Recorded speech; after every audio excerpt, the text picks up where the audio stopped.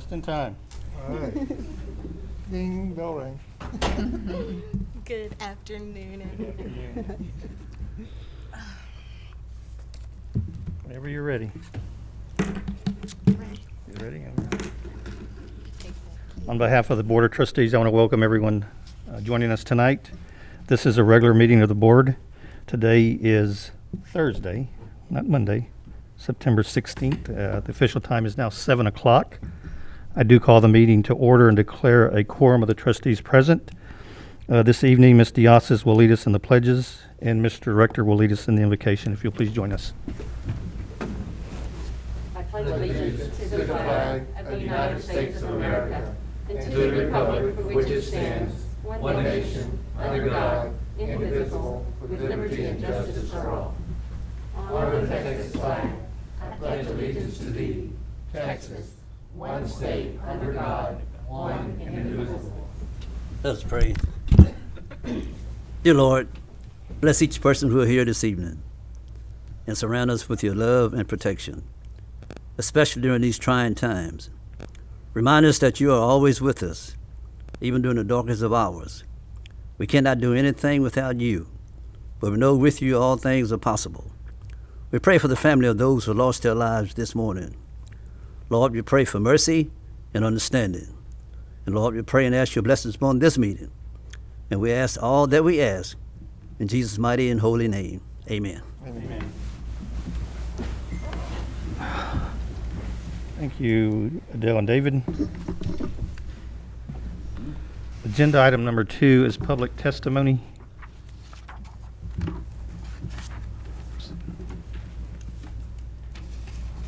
If there's anybody here that wanted to sign in, there is a sign-in sheet. Is there anybody that didn't sign in?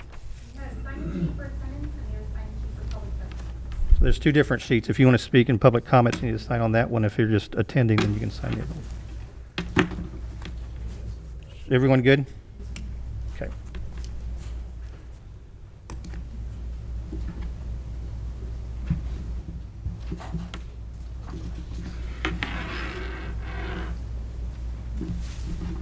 All right, we have a few citizens that have signed up.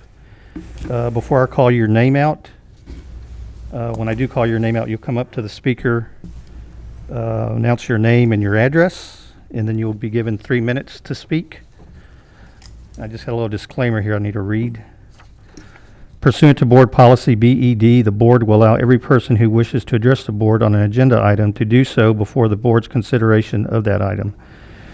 The board shall not deliberate regarding any subject that is not included on the agenda posted with the notice of this meeting. This is a time for the board to stop, look, and listen to public comments. Each speaker will be allowed 3 minutes to address the board. We ask that speakers refrain from comments about district employees without proper due process. And the first person I have that signed up is Jennifer Yell. Good evening, Ms. Yell.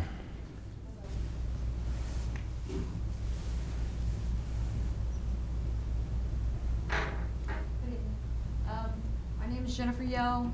I live at 144 South Rive Street. My daughter, present with me, is Madison. She's in 5th grade, goes to Charlie Marshall. She's never had any issues with bullying until this year. And since the first week of school, she's come home day after day stating that on the playground or walking down the hallway, she would have stuff thrown at her, or spit in her hair, or yelled in her ear, all while the teachers just stood there. This morning, she had an incident with a little girl in the playground. I don't know what her situation was. She seemed to have an anger issue. She admitted to it, but she did state that she was having a bad day. So she decided to trip my daughter on the ground by the swings, held her down, and kicked her shins in, causing bruising. All because she had a bad day. And I'm still trying to figure out, after the 4 or 5 children that have bullied her this year so far, why nothing got done. And she has done nothing wrong. I'm not saying she's perfect, because she's not. She's a kid. But for her to come home crying off the bus every day.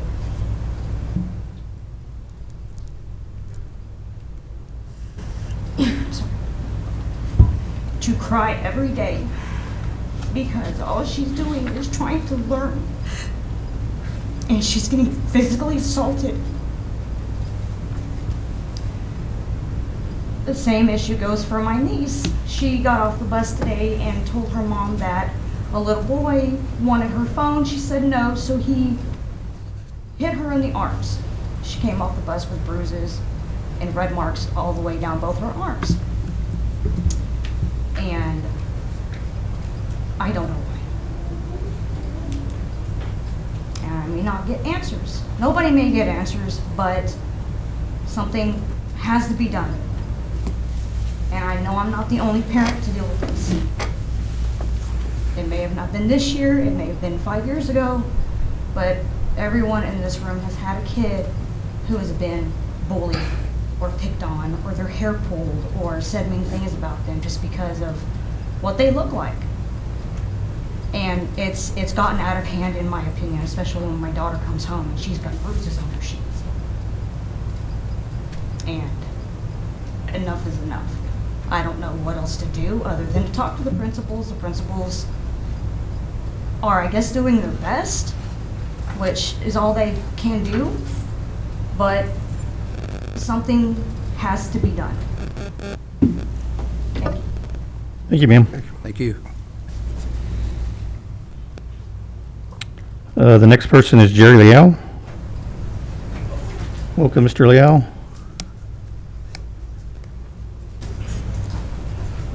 Thank you. Can everybody hear me okay?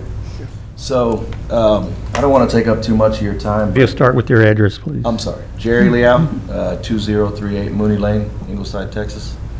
So again, thank you for allowing me to come up here and speak. I think that the topic seems like it got brought up at the last minute, so it warranted our presence considering our current state of affairs, our circumstances. So it warrants our presence, right?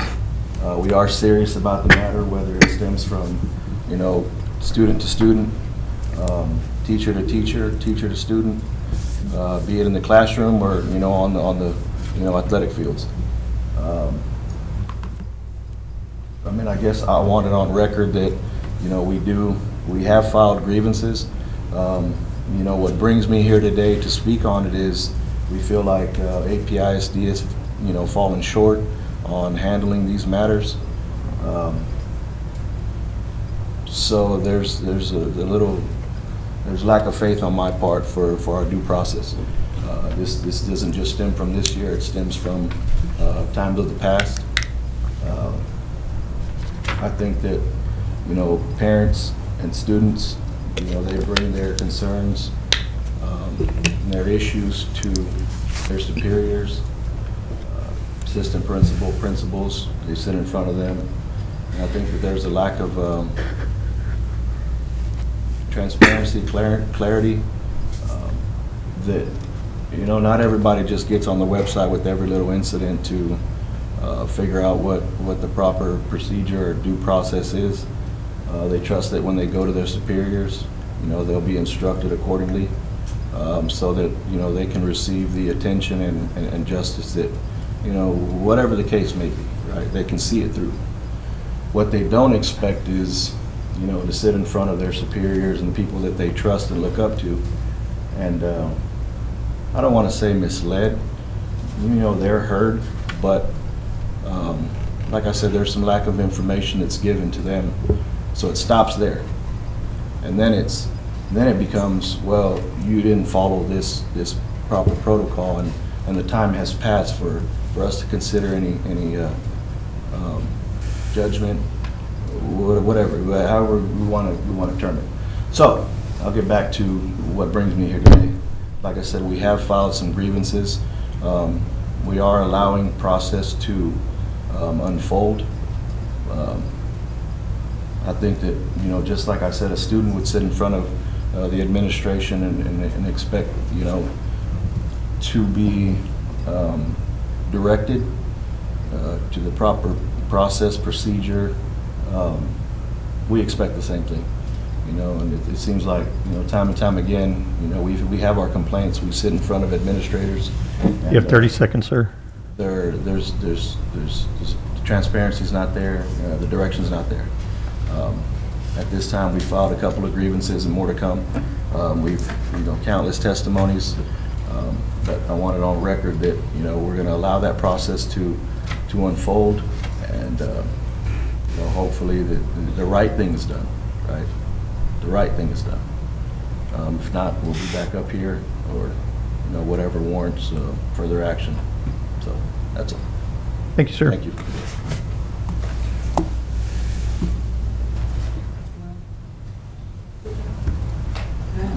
Mr. Regan, welcome back. Thank you. Okay, my name is Ryan Reagan, 2665 West Highland. I should probably have that memorized by now. No, I was just coming up here today for completely other reasons. I get to say what I want to say. As far as it's completely off of everything everyone has gone with. But as far as the football team goes, I want to say thank you to you guys for getting Coach Taylor up here. That is a perfect choice for Aransas Pass. I got 2 boys on that varsity team, and even though they've been getting schmammered every game as far as the scoreboard goes, I don't know if y'all see what's going on the inside of that team. They are starting the rebuilding process. The other teams are stronger than us right now. They didn't have a very good offseason last year and haven't for the last few years. But I don't know if you guys have seen it in the last 2 games. There was a personal foul in Ingleside, and Coach Taylor got in that kid's face pretty good. And that's where the attitude starts, of getting their attitudes right on that field. I don't know if y'all saw it in the home game. I hope all y'all were there. There was a personal foul on the other side of the field.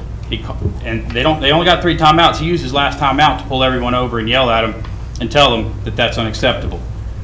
That there's not going to be attitude, there's not going to be retaliation, there's not going to be anything like that. The way that Coach Taylor has taken this program, even though the scoreboard doesn't reflect it right now. I know the scoreboard doesn't reflect it.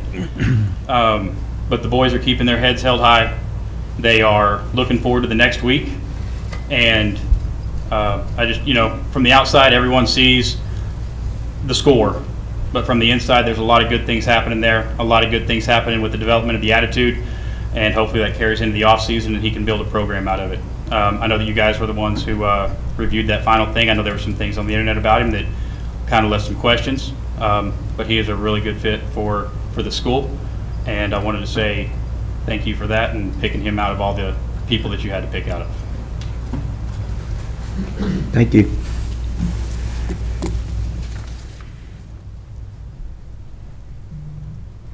All right. Agenda item 3, district recognitions. Okay, so we are just now coming to looking at the end of our first 6 weeks. Hard to believe, but since we started our school earlier, we are here. Because of the transition as we've been starting this first of school, we didn't do our normal recognitions for every Panther of the Month or Employee of the Month. And I really think it's more appropriate just to celebrate all of our staff and all of our students, because this first 5 weeks has been very difficult for many reasons. Coming back, hoping to have normalcy, and finding out that we were going to have COVID still amongst us. So it's been hard sometimes to keep the positive attitude, keep the focus. But you know, I think we have lots of challenges that we need to face, and we know that there's a lot of emotional, social wellness that needs to be done. We've talked about that all summer, and I think we're seeing that well up now in our students and maybe even our staff, where sometimes we need to do some checking on ourselves and our attitudes and so forth. I'm a firm believer that we can all work together to get that done, and that we can make this a very safe learning environment for all of our students, so that they feel good and they get off the bus with a smile on their face and happy that they came to school. So I have no doubt that we can work together to do that. I think it's us coming together, communicating well, making sure everybody understands, and working through that. I do believe we have a top-notch staff. None of us are perfect, but I do applaud their efforts working through this first 5 weeks. All the challenges that are before us, students coming back with major learning loss, students coming back scared, carrying emotional baggage, and we need to work through that. And our students, we love seeing them. We love seeing them engaged. We see a lot of good things going on in the classroom, and they're giving their best. So tonight, I just want to recognize all of them because I think it's taken everyone coming together to try to make this the best start that it can be. And as we move forward, I think our theme when we started is with our convocation was rock on. We wanted to really rock this year. And sometimes it's easy to lose sight of all the good things that are going on. So I think we need to celebrate those things because there's more good than bad.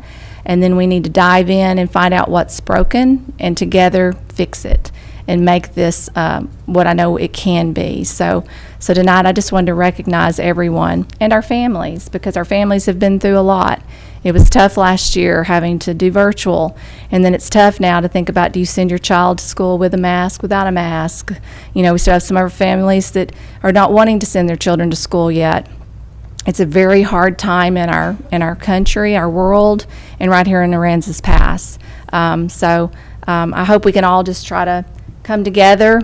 And I know I sound kind of like kumbaya type thing, but I truly believe in this community. I believe in what we can do together. I know that we're all here for your children. We're here to serve this community. And we'll get it right. We will get it right, and we will make sure that it's right. So that's our recognition tonight. Thank you, Ms. Cook. I don't know if you've been watching the other school board meetings around the country, but wow, that was great. Thank you. Agenda item number 4 is to convene an executive session as authorized by the Texas Open Meetings Act, Texas Government Code 551.001, concerning any and all purposes permitted by the Act. Section 551.074, discussing personnel, resignations. Section 551.071, consultation with attorney. Time is now 7:17, and we'll convene an executive session.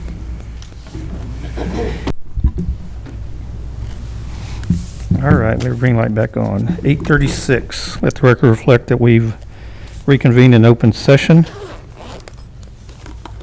to act on any items requiring action from closed section. Have a motion to approve the resignation of Donna Clark. So moved.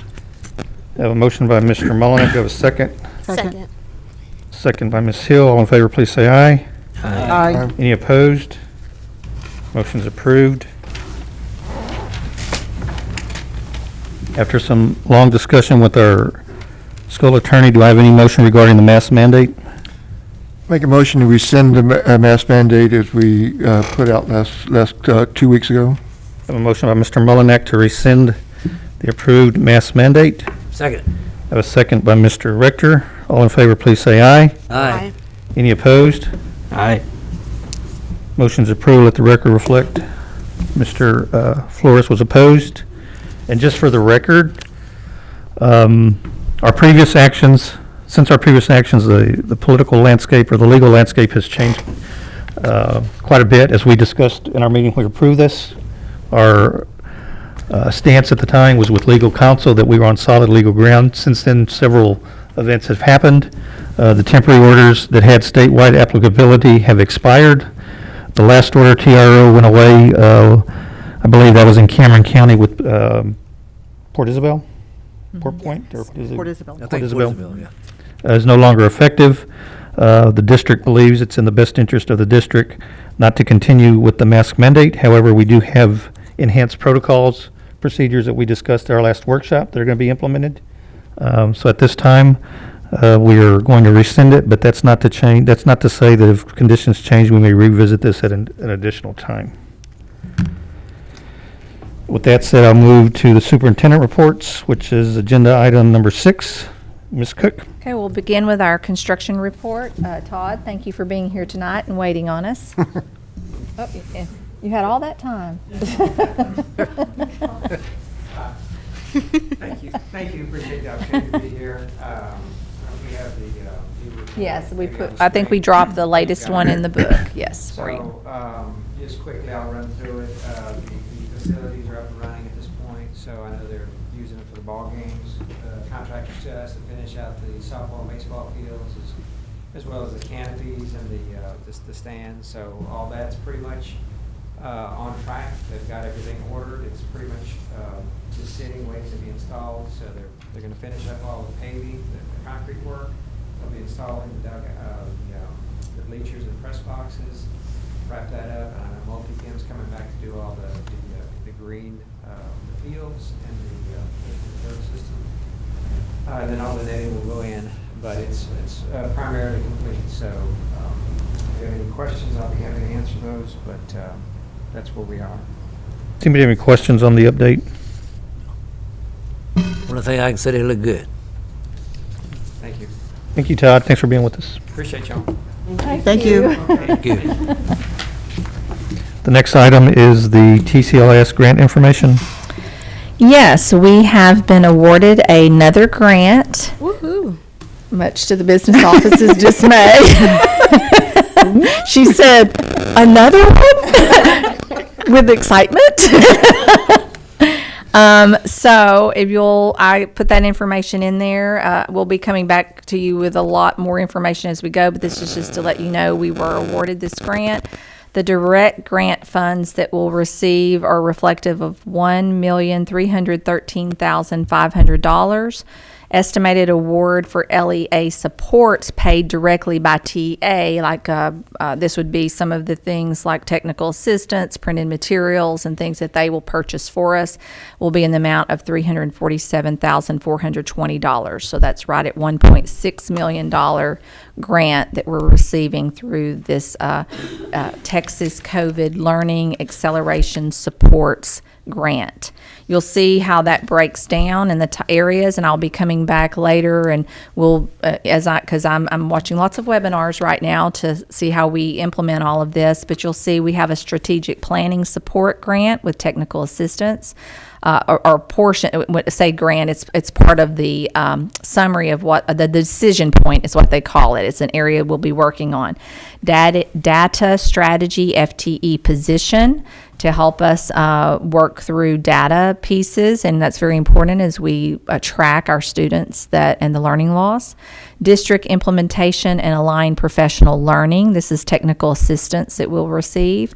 Print materials that we can choose from an array of opportunities to give our teachers resources.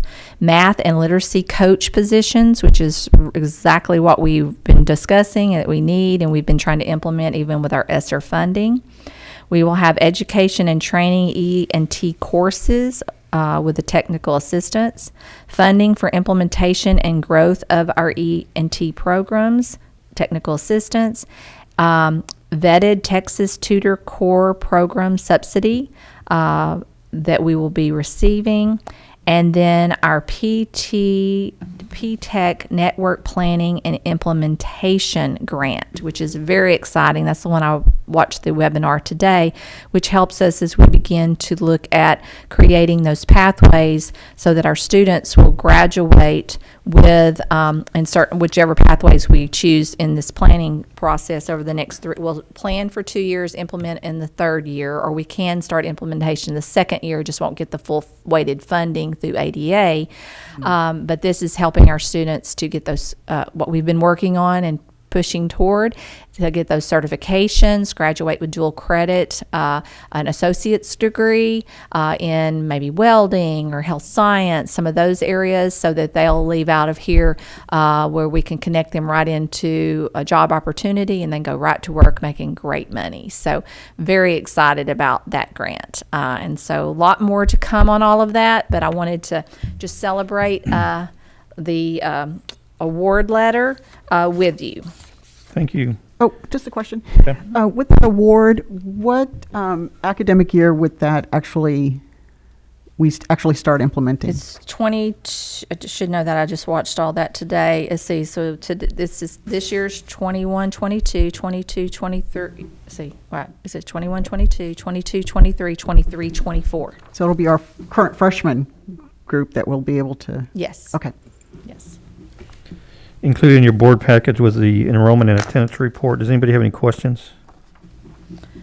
I did want to point out real quick, just for record, those that are watching, that you'll see I gave you a different way to look at it by a rundown by the weeks, first of all, so you can see our enrollment and so forth. So I wanted to point out that our enrollment now is up to 1,681.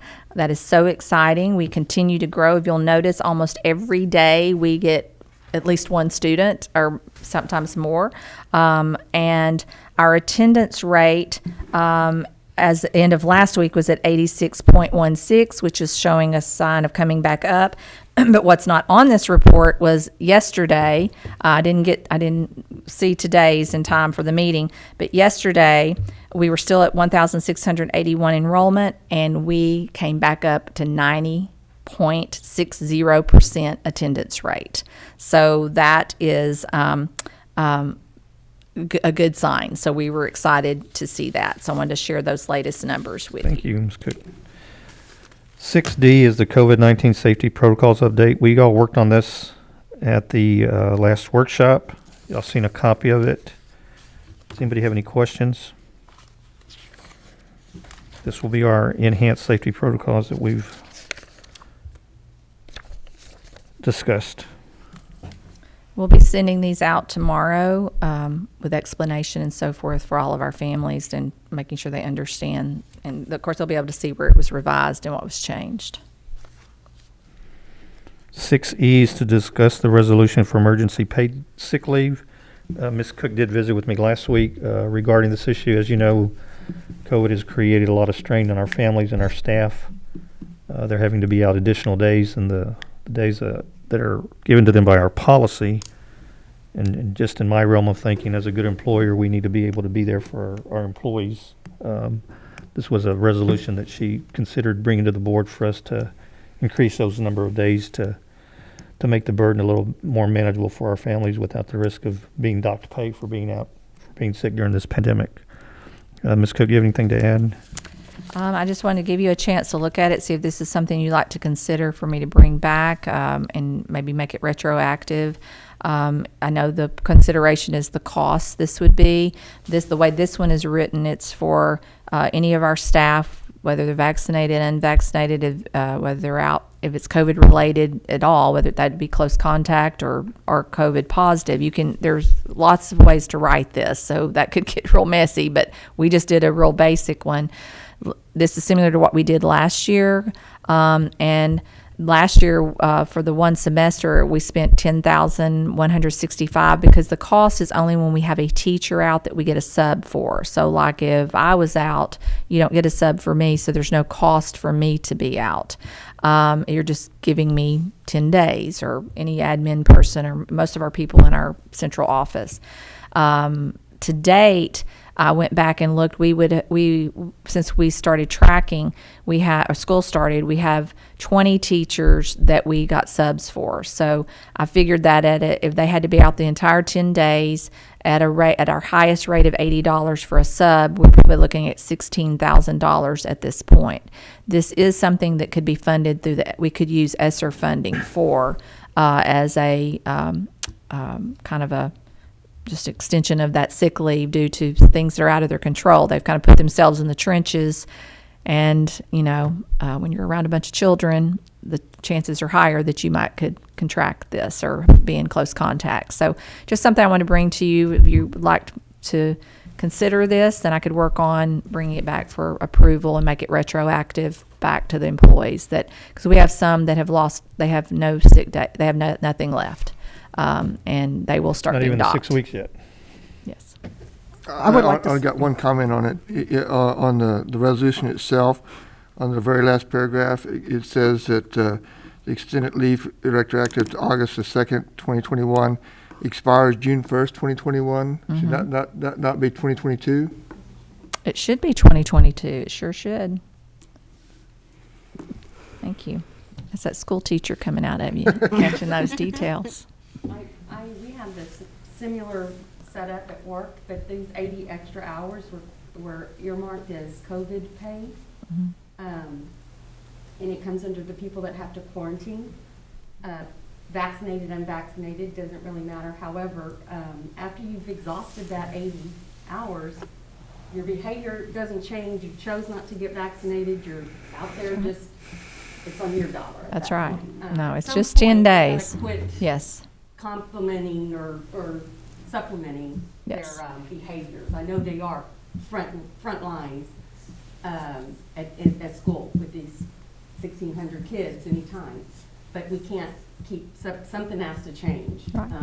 If they just choose not to do anything to protect themselves, and we keep paying, because they can be quarantining 3 or 4 times in this year. Right. By being exposed. Yes. Something positive. Yes.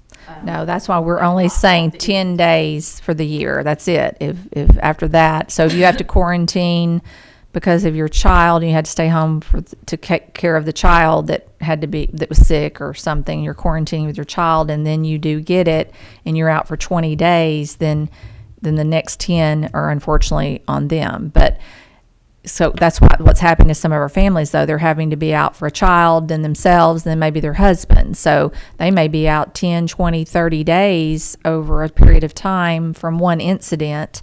And so this 10 days basically gives them a little relief, but some, if they're hit that hard, they're still going to be hurting. So just something to, I know that y'all want to do everything we can for the staff to help everybody through this, but so just an idea.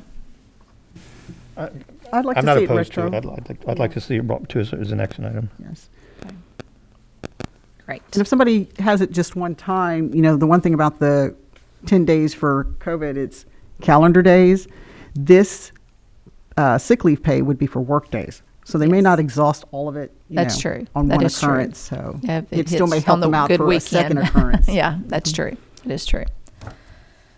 Okay, moving along quickly. So where are we? Academic recovery okay, update. Thank you.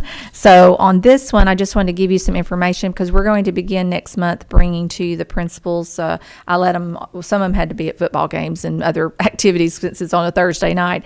But next week, starting in next month, I asked them to start coming back, and I felt like we could be spread out and be safe in here. And we're going to be really sharing with you how we're trying to meet these guidelines of House Bill 4545. It's, as you read through, I won't go through all of it tonight, but it's very intense. And then we're not only trying to do what they're wanting us to do for our 3rd, 5th, and 8th in reading and math and our EOC that did not fare well, but we also have created our House Bill 45 accelerated instruction plans also for all the other grade levels. So our staff is doing a great job of digging down, doing testing our students, finding out, evaluating where they are, and then coming up with individual plans of how we're going to get them where they need to be. So a lot more to come on that. I just wanted to give you some information tonight so you could begin to start wrapping your mind around some of these academic issues. We've talked a lot about some of the other things, so I wanted us to start really kind of turning the corner now and begin to share some of these academic pieces. And then the final piece is just the upcoming events. Of course, in the weekly updates, I try to give you more details, but just to kind of highlight. And of course, our calendar on the website has all of the information on there. So, okay, got through that one.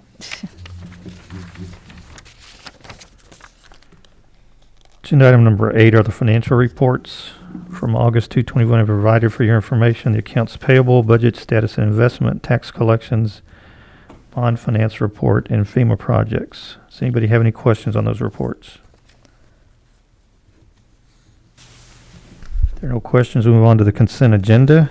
Including the board package was the minutes of the August 9th, 2021 regular board meeting and public hearing, the August 26th special board meeting, the August 30th public hearing and special board meeting, and the September 7th, 2021 workshop. So anybody have any corrections to the minutes? If there are no corrections, do I have a motion to approve the minutes as submitted by administration? So moved. Second. I have a motion by Mr. Mullinak, a second by Mr. Rector. All in favor, please say aye. Aye. Any opposed? Motion's approved. Agenda item number 9 is the action agenda. 9A is to consider approve the resolution to recognize extracurricular status of the 4-H organization. This is pretty much a yearly thing that we do. Yes, the next 3 items are, we do every year. So we Yeah, have- that's what we did last time for Yes, Ramsey County. We yes, just jumped to San yes. Patricio now. Yes. a motion to approve the resolution to recognize extracurricular status of the 4-H organization. So moved. A motion by Ms. Diasis and a second by Ms. Teal. All in favor, please say aye. Aye. Any opposed? Motion's approved. 9B is to consider approve the adjunct faculty agreement with Texas A&M AgriLife Extension. Again, this is a yearly thing that we do. I'm abstaining due to work relationships. Okay, let the record reflect that Ms. Butler is going to abstain. Do I have a motion to approve the agreement? Second. A motion by Ms. Diasis and a second by Mr. Rector. All in favor, please say aye. Aye. Any opposed?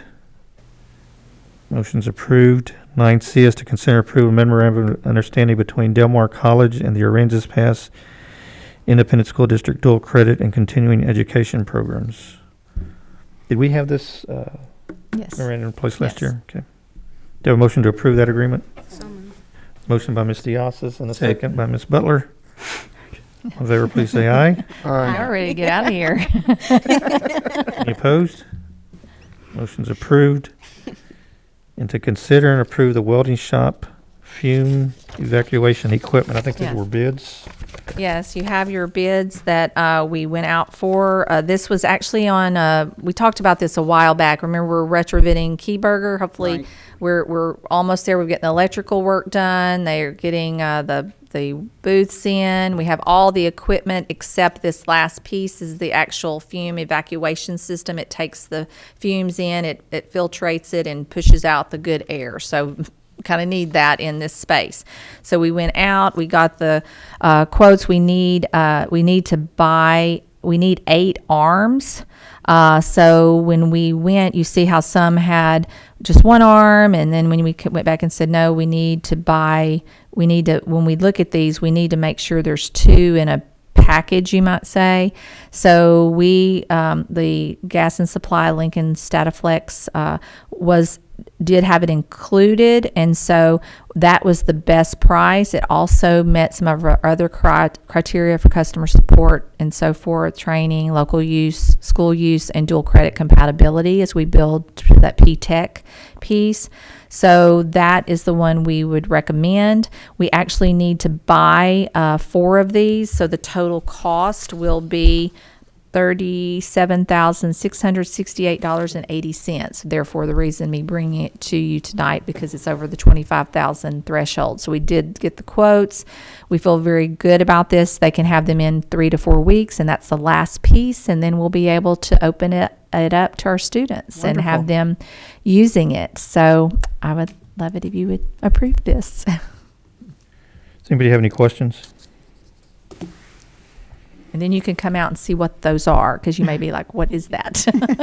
No, we're just impressed with how you laid all that technical data out for us. Yeah, like I knew what I was talking about. Hey, my husband used to be a welder. I got it. So the recommendation by administration is to move forward with purchasing the Lincoln equipment from Gas and Supply. Do I have a motion to approve So move. Lincoln equipment from Gas and Supply by Ms. Butler? Do I have a second? Second. Second by Mr. Flores. All in favor, please say aye. Aye. Any opposed? Motion is approved. Agenda item number 10 is discussion for topics for future meetings. Anybody have anything they'd like to add? Just the deal that was brought up to us today, and that's the bullying. We need to see what's really going on, and it needs to be controlled. We can't have bullying in our schools. Right. And I know he alluded to the fact that they're working through some grievances, so that'll come through the grievance process. Yes. Well, those, hopefully they don't come to you. Hopefully we get all that taken care of before you ever see it. So that's my hope. Does anybody else have anything? No, we have bus monitors on the bus, right? Yes. And they should observe any bullying going on Yes. the bus as well, so. Yes. Are we And all the still, buses have bus monitors, right? Yes.